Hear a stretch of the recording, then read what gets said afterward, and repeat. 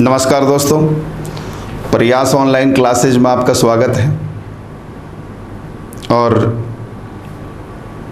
मैं तो आपसे यही आशा रखूँगा कि आप इस चैनल के माध्यम से अपनी पढ़ाई को सुचारू रूप से चालू रख रहे होंगे। अब आज हम बात करेंगे लोक देवताओं में दूसरे नंबर के देवता 2 नंबर पंच पीर, और उस पीर का नाम है रामदेव जी। रामदेव जी के बारे में शायद जनमानस में बहुत सारी कथाएं प्रचलित हैं। बड़े चमत्कारिक लोक देवता हुए हैं रामदेव जी। हम भी उनके ऊपर थोड़ी सी चर्चा करेंगे। चर्चा से पहले मैं आपको थोड़ा सा बता दूं, इनके जीवनी के बारे में हम चर्चा करेंगे, जन्म के बारे में, माता पिता के बारे में थोड़ा सा हम चर्चा करेंगे। तो रामदेव जी का जन्म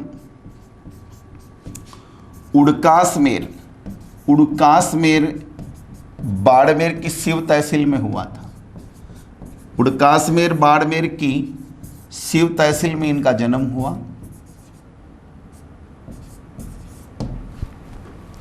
इनके पिता का नाम अजमाल जी,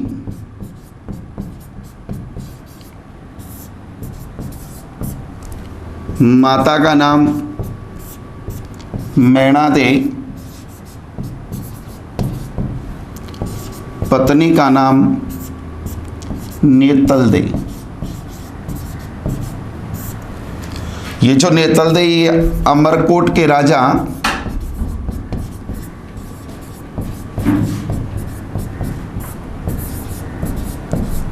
दल्ले सिंह सोडा की पुत्री थी।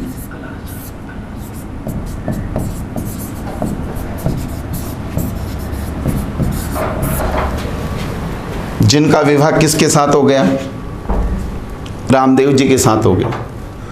उड़कासमेर के बाद रामदेव जी ने पोखरण जैसलमेर को अपना निवास स्थान बनाया।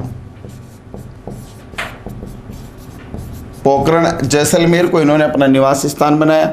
पोखरण जैसलमेर के निकट एक मेर और पड़ता है, नाम सुना होगा आपने, सातलमेर। इस सातलमेर में इन्होंने एक बाल्यकाल में भैरव नाम के राक्षस का वध किया और एक चमत्कारिक पुरुष के रूप में अवतरित हुए। पोखरण जैसलमेर को इन्होंने अपनी भतीजी के विवाह में दहेज में दे दिया और स्वयं ने रामदेवरा रुणीचा को निवास स्थान बनाया।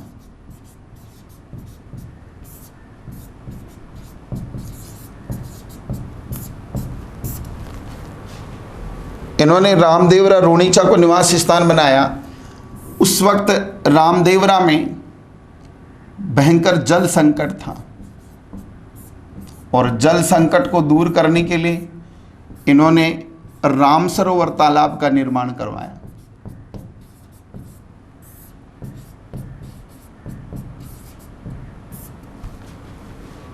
अब तक इनकी ख्याति है वो चहुं दिशाओं में फैल गई थी। इनके चमत्कार के चर्चे भारत में ही नहीं, भारत से बाहर भी होने लगे थे। आपने मक्का मदीना का नाम सुना होगा, जो कि सऊदी अरब में पड़ता है। वहाँ पर 5 पीर ठाले बैठे थे। उन्होंने जब रामदेव जी के चमत्कार के चर्चे सुने तो उन्होंने सोचा कि ये रामदेव जी क्या चमत्कार कर रहे हैं, चलो आज इसकी परीक्षा लेकर आते। तो मक्का से 5 पीर पूछते पूछते रामदेव आ गए। उस वक्त रामदेव जी इस तालाब की खुदाई कर रहे थे और आकर रामदेव जी से पूछ बैठे कि हम मक्का से चलकर आए और हमें रामदेव जी से मिलना है। रामदेव जी ने कहा, जी मैं ही रामदेव हूँ, बोलेगा। तो पीरों ने बछिड़ खाई, बोले अपन ने झूठी पग तुड़ाई की, ये काय का पीर है, ये कोई मजदूरिया है जो अपना पेट पालन कर रहा है। तो उनमें से किसी एक पीर ने कहा कि जब आई गए तो इसकी परीक्षा लेने में अपने बाप का क्या जाता है। तो उन पीरों ने रामदेव जी की परीक्षा लेने के लिए आग्रह किया कि रामदेव जी, हम मक्का से चलकर आए हैं और हम थक गए हैं, थोड़ा भोजन करना चाहते हैं, थोड़ा विश्राम करना चाहते हैं। तो रामदेव जी एक तो चमत्कारिक पुरुष और ऊपर से एक राजकुमार था। उन्होंने बढ़िया लजीज पकवान बनाए और जब पकवान परोसने की बारी आई तो पीर उखड़ गए। पीरों ने कहा, रामदेव जी गजब हो गया,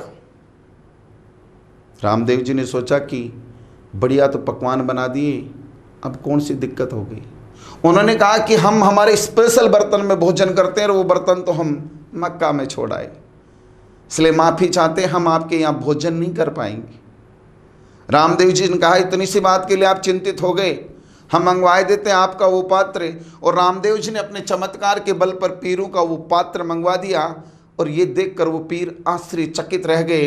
और तब उन पीरों ने कहा था कि रामदेव जी हम तो हैं पीर और आप हो पीरों के पीर। तो राजस्थान के इतिहास में पीरों का पीर किसे कहा जाता है?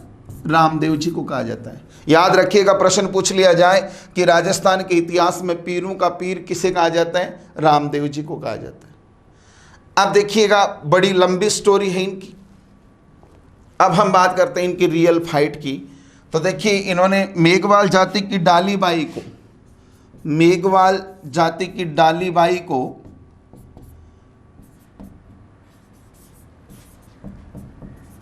धर्म की बहन बनाया। मेघवाल जाति के इनके भक्तों को, मेघवाल जाति के इनके भक्तों को रिखिया कहा जाता। मेघवाल जाति के इनके भक्तों को रिखिया कहा जाता है। इन्होंने कांबड़िया पंथ प्रारंभ किया था। कांबड़िया पंथ कांबड़ जाति के लोगों द्वारा रात्रि को जागकर किया जाने वाला जागरण जम्मा जागरण कहलाता है। इनके मंदिर में इनके पगले पूजे जाते हैं।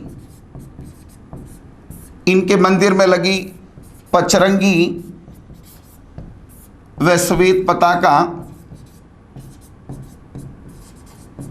नेजा कहलाती है। हिंदू इन्हें कृष्ण के रूप में तथा मुस्लिम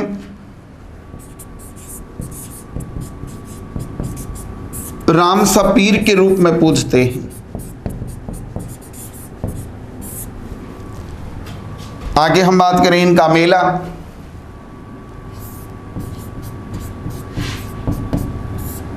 भाद्र शुक्ल द्वितीया से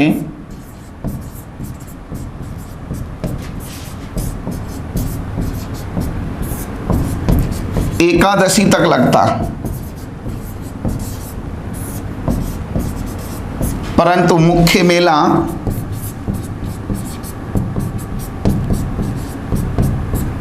भाद्र शुक्ल दशमी को लगता।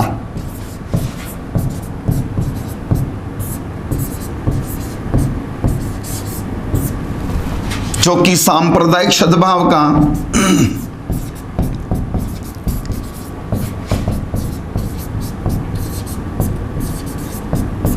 सबसे बड़ा मेला।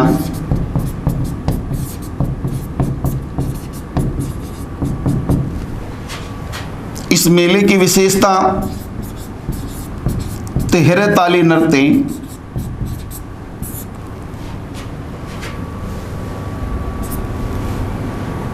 एक और बात देखिएगा, प्रश्न आ जाए कि रामदेव जी का मेला कब से कब तक, तो भाद्र शुक्ल द्वितीया से एकादशी तक, परंतु मुख्य मेला भाद्र शुक्ल दशमी को लगता है, जो कि सांप्रदायिक सद्भाव का सबसे बड़ा मेला। इस मेले की विशेषता तिहरे ताली नृत्य। रामदेव जी एक कवि भी थे। इन्होंने 24 वाणियां नामक ग्रंथ की रचना की। 24 वाणियां नामक ग्रंथ की रचना की। प्रश्न आ जाए कि छोटा रामदेवरा कहाँ स्थित है? छोटा रामदेवरा गुजरात में स्थित है। ब्यावले किसके गाए जाते? ब्यावले रामदेव जी के गाए जाते हैं। एक प्रश्न हो रहा था कि परचा बावड़ी कहाँ स्थित है? परचा बावड़ी रामदेवरा में स्थित है।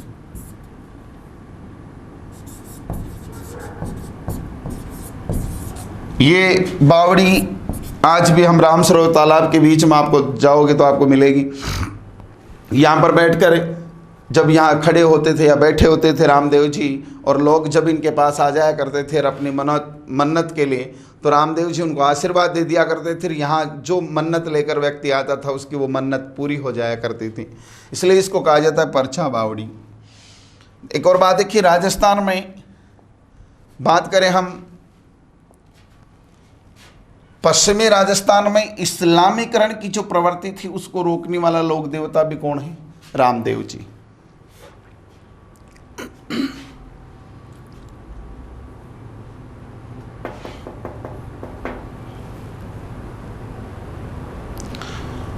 एक और बात देखिए, यूरोप की क्रांति से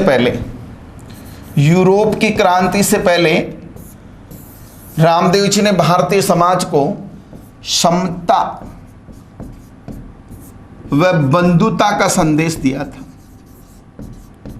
प्रश्न पूछ लिया जाए कि यूरोप की क्रांति से पहले भारतीय समाज को समता व बंधुता का संदेश देने वाला लोक देवता कौन है? रामदेव जी। अब हम बात करेंगे, देखिए कुछ चर्चित स्थान और भी हैं रामदेव जी। अब रामदेव जी का के बारे में हम बात करें, प्रमुख जो पूजा स्थल हैं, पूजा स्थलों की अब अगर अपन बात करें तो रामदेव जी के जो प्रमुख पूजा स्थल हैं, सबसे पहले रामदेवरा रुणीचा, ये जैसलमेर में, ये आपके राजस्थान का जो नक्शा है उसमें ये जैसलमेर है। फिर देखिए दूसरा आता है मसूरिया पड़ता है आपके जोधपुर में। बिराठिया आपके पड़ता है पाली में। ये बिराठिया है, ये जोधपुर है, और ये आपके गंगानगर है। एक बिठूजा बालोतरा बाड़मेर में है, ये बाड़मेर हो गया आपके। सूरताखेड़ा चित्तौड़गढ़, और छोटा रामदेवरा गुजरात में स्थित है। रामदेव जी के गुरु का नाम था बालीनाथ, और बालीनाथ जी का जो मंदिर है वो मसूरिया जोधपुर में ही बना हुआ है। बालीनाथ जी का जो मंदिर है, प्रश्न आ जाए कि रामदेव जी के गुरु बालीनाथ जी का मंदिर कहाँ स्थित है, तो मसूरिया जोधपुर में। राम सरोवर तालाब की अगर अपन बात करें तो राम सरोवर तालाब है वो जैसलमेर में स्थित है। और जन्म की हम बात करें तो उड़कासमेर बाड़मेर में इनका जन्म हुआ था। उड़कासमेर बाड़मेर में इनका जन्म हुआ, और बाड़मेर की शिव तहसील में इनका जन्म हुआ था। हाँ, तो देखिए भाई, दो पीर पढ़ लिए अपन ने, एक गोगा जी और एक रामदेव जी। अब हम तीसरे पीर की बात करें तो तीसरे पीर का नाम है बाबू जी। जन जन के आस्था के केंद्र हैं बापू जी महाराज। इन्हें ऊँटों का देवता भी कहा जाता है, हाड़ फाड़ देवता भी कहा जाता है, अछूतो उद्धारक भी कहा जाता है, बहुत सारे नामों से इन्हें जाना जाता है। अब हम बात करेंगे बाबू जी के जीवन के ऊपर। तो सबसे पहले देखिए अपन बात करें इनका जन्म हुआ था कोल्लू गांव, और ये कोल्लू गांव पड़ता है भाई फलोदी जोधपुर में। जन्म हुआ था कोल्लू गांव फलोदी जोधपुर।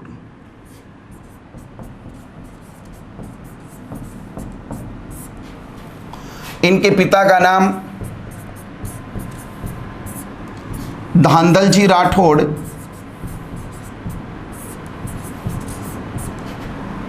माता का नाम कमला दे,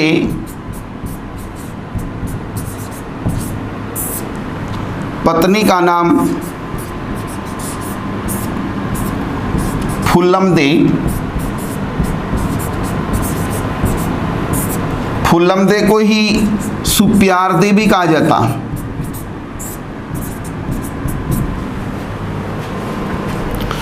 एक बात और देखिएगा, अगर प्रश्न पूछ लिया जाए कि ये जो सुप्यारदे हैं या फुलमदे हैं ये कहाँ की थी, तो ये अमरकोट के राजा सूरजमल सोडा की पुत्री थी। अमरकोट के राजा सूरजमल सोडा की पुत्री किस लोक देवता की पत्नी थी? पाबू जी की पत्नी। अब देखिए हम बात करेंगे पाबू जी के ऊपर। तो बात करें पाबू जी की, तो पाबू जी का जन्म कोल्लू गांव फलोदी जोधपुर में हुआ। पिता का नाम धांधल जी राठौड़, माता का नाम कमला दे, पत्नी का नाम फुलम दे या सुप्यार दे। ये जो फुलम दे या सुप्यार दे हैं ये अमरकोट के राजा सूरजमल सोडा की पुत्री थी। एक और बात आती है, देखिए नई बात है कि बाबूजी हैं वो राठौड़ों के मूल पुरुष राव सिंहा के वंशज थे। तो प्रश्न पूछ लिया जाए कि राजस्थान का एक लोक देवता जो राठौड़ों के मूल पुरुष राव सिंहा का वंशज था वो कौन होंगे? बाबूजी। देखिए प्रश्न तो ये भी आ सकता है कि बाबूजी का संबंध किस राजवंश से है? तो राठौड़ राजवंश से इनका संबंध है। अब हम बात करेंगे इनके जीवन के आगे। तो बाबूजी की एक बहन परणाई हुई थी जायल नागौर। जायल नागौर में इनकी बहन परणाई हुई थी।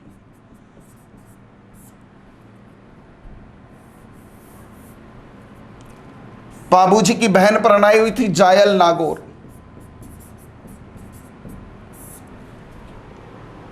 इनके बहनोई का नाम था जिंदराव खींची।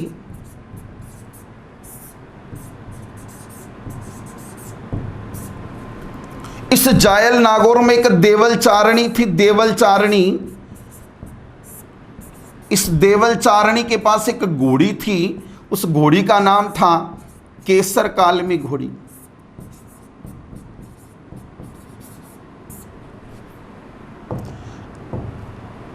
ये जो बाबूजी हैं इनकी बहन कहां पढ़ाई हुई थी? जायल नागौर। इनके बहनोई का नाम जिंदराव खींची। इस जायल नागौर में ही एक देवल चारणी और उसके पास थी केसर काल में घोड़ी।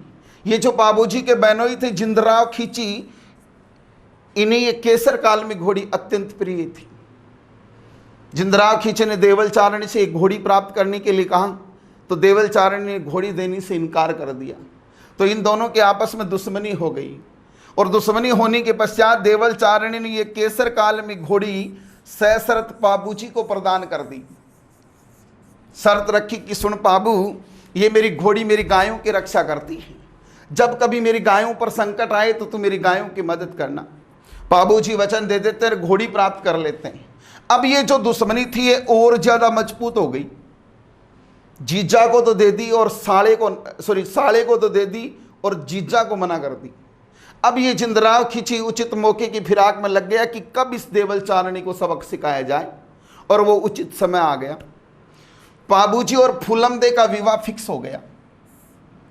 बाबूजी और फूलमदे का विवाह फिक्स हो गया। जिस दिन इन दोनों का विवाह हो रहा था उस दिन ये जिंदराव खींची देवल चारणी की गायों का अपहरण कर लेता है। इधर बाबूजी और फूलमदे अग्नि को साक्षी मानकर उसके चारों ओर चक्कर काट रहे थे। कहा जाता कि जैसे ही चौथा चक्कर पूरा हुआ, बाबूजी के कान में आकर किसी ने कहा कि आपकी जो मित्र है देवल चारणी, उसकी गायों का अपहरण जिंदराव खींची ने कर लिया है और बार बार वो अपनी गायों की रिहाई के लिए आपको पुकार रही है। इतना सुनते ही बाबूजी चौथे ही चक्कर में फूलमदे का टोचन छोड़कर, अब आप सोच रहे होंगे मैंने बीच में क्या बोल दिया, तो इधर हनुमानगढ़ गंगानगर की साइड में जो गठजोड़ा होता है उसको टोचन ही बोला जाता है। वो गठजोड़ा छोड़कर अपने मित्र के वचन के लिए चल देते और घर जाकर अपनी तलवार उठाते तो माँ कमला दे बीच रास्ते में आती, कहती है बेटा तुझे जाते हुए को तो मैं नहीं रोकूंगी। एक तरफ तेरे मित्र का वचन और दूसरी तरफ तेरी बहन का सुहाग है। माँ को भी मन ही मन में वचन दे दिया और चला गया। एक जगह पड़ती है देचू, या अपनी बहनोई जिंदराव खींची के साथ युद्ध करते हुए वीर गति को प्राप्त हो जाता है। इधर ये फूलमदे यहां सावधान की मुद्रा में खड़ी थी। ये सोच रही थी कि कब बाबू आए, कब बचे हुए फेरे ले और कब मुझे विदा करवा कर लेकर जाए। यहां पर वो मनहूस खबर पहुंची कि बाबूजी रणभूमि में लड़ते हुए वीर गति को प्राप्त हो गए। अब बड़ा संकट आ गया, न तो पूरे फेरे हुए न कोई बात, अब करें तो क्या करें। तो एक खाप पंचायत, बड़े बड़े जो व्यक्ति थे सबको आमंत्रित किया गया और कहा गया कि भाई अब इस छोरी को कोई गैलो करे जाए।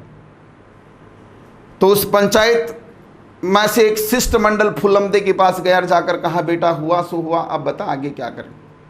फूलमदे ने जवाब दिया कि जब पहले नहीं 7 फेरे नहीं लिए तो दूसरे की मुझे क्या आस है, तो मुझे तो आज ही शादीशुदा मान लिया जाए। तो उस खाप पंचायत में ऐलान हुआ कि आज के बाद हिंदू धर्म में जब किसी लड़की का विवाह होगा तो फेरे गाए तो 7 जाएंगे, परंतु चक्कर 4 ही काटे जाएंगे और वो 4 चक्कर ही पूर्ण फेरे माने जाएंगे।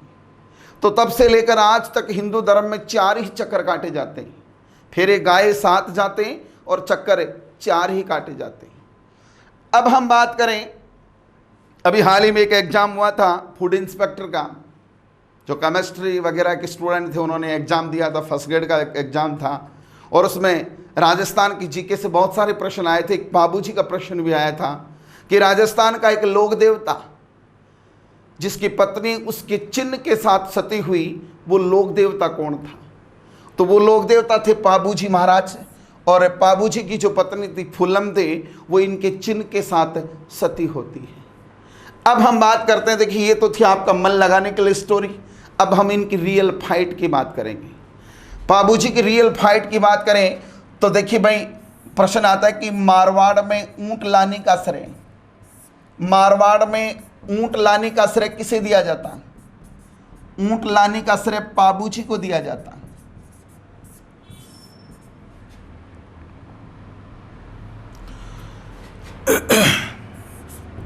मारवाड़ में ऊंट लाने का श्रेय किसे दिया जाता है? पाबूजी को। एक और बात देखिए, रैबारी व रायका जाति एक ऊंट पालक जाति होती है। कैसी जाति? ऊंट पालक जाति। ये अपना आराध्य देव पाबूजी को मानती है। राजस्थान में ऊंट के बीमार होने पर पाबूजी की पूजा की जाती है। किसकी पूजा की जाती है? पाबूजी की पूजा। एक बात देखिए, पाबूजी ने थोरी नामक जाति को सम्मान दिया। थोरी जाति के लोगों द्वारा इनके गुणों का यशगान किया जाता है, जिसे पाबूधनी की याचना कहा जाता है। पाबूधनी की याचना। राजस्थानी लोक साहित्य में पाबूजी को लक्ष्मण जी का अवतार, राजस्थानी लोक साहित्य में पाबूजी को लक्ष्मण जी का अवतार माना जाता। इनके पवाड़े गाए जाते हैं और पवाड़े गाते समय मुख्य वाद्य यंत्र माठ बजाया जाता। प्रतिवर्ष चैत्र अमावस्या को कोल्लू गांव फलोदी जोधपुर में इनका मेला लगता। इनके मेले की विशेषता थाली नृत्य। प्रश्न आ जाए कि किस लोक देवता के मेले की प्रमुख विशेषता थाली नृत्य, तो वो हैं पाबूजी। वापस आइएगा, पाबूजी ने थोरी नामक जाति को सम्मान दिया, अतः थोरी जाति के लोगों द्वारा इनके गुणों का यशगान किया जाता है, जिसे पाबूधनी की याचना कहा जाता है। राजस्थानी लोक साहित्य में पाबूजी को लक्ष्मण जी का अवतार माना जाता है। इनके पवाड़े गाए जाते हैं और पवाड़े गाते समय मुख्य वाद्य यंत्र माठ बजाया जाता है। प्रतिवर्ष चैत्र अमावस्या को कोल्लू गांव फलोदी जोधपुर में इनका मेला लगता है और इनके मेले की विशेषता थाली नृत्य है। राजस्थान में लोगों की मान्यता पूरी होने पर पाबूजी की फड़ का वाचन किया जाता। प्रश्न आ जाए कि राजस्थान में लोगों की मान्यता पूरी होने पर किसकी फड़ का वाचन किया जाता है? पाबूजी की फड़। पाबूजी की फड़ राजस्थान की सबसे लोकप्रिय फड़ मानी जाती है।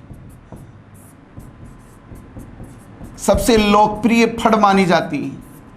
इसका वाचन अयाड़ी व थोरी जाति के भोपों द्वारा किया जाता। अयाड़ी व थोरी जाति के भोपों द्वारा इस फड़ का वाचन किया जाता है। फड़ का वाचन करते समय मुख्य वाद्य यंत्र रावण हत्ता बजाया जाता है। एक और बात देखिए, नाम सुना होगा आपने, आसिया मोड़जी का नाम सुना होगा। आसिया मोड़जी द्वारा लिखा गया पाबू प्रकाश ग्रंथ, आसिया मोड़जी द्वारा लिखा गया पाबू प्रकाश ग्रंथ इनके जीवन पर प्रकाश डालता। किसके जीवन पर? पाबूजी के जीवन पर। एक और बात देखिए, आपने नाम सुना होगा, आना भगेला का नाम सुना होगा। आना भगेला, आना भगेला जैसे शक्तिशाली शासक के 7 भगोड़े भाइयों को, 7 भगोड़े भाइयों को शरण देने वाला लोक देवता भी कौन हुआ? पाबू जी। बड़ा प्रश्न है, इंपॉर्टेंट प्रश्न है, ध्यान रखिएगा। प्रश्न आ जाए कि आना भगेला जैसे शक्तिशाली शासक के 7 भगोड़े भाइयों को शरण देने वाला लोक देवता पाबू जी। एक और बात देखिए, इन्हीं गायों का रक्षक तो कहा ही जाता है, गायों का रक्षक, और गायों के रक्षक के साथ साथ इन्हीं हम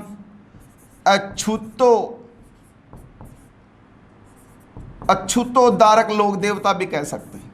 तो प्रश्न पूछ लिया जाए कि अछूतोद्धारक या गायों का रक्षक या अछूतोद्धारक लोक देवता किसे कहा जाता है? पाबू जी को कहा जाता है। ये थे लोक देवता पाबू जी। थोड़ी सी प्रॉब्लम क्रिएट हो रही है, बहुत सारे स्टूडेंट्स कह रहे हैं सर लिखनी तो दो।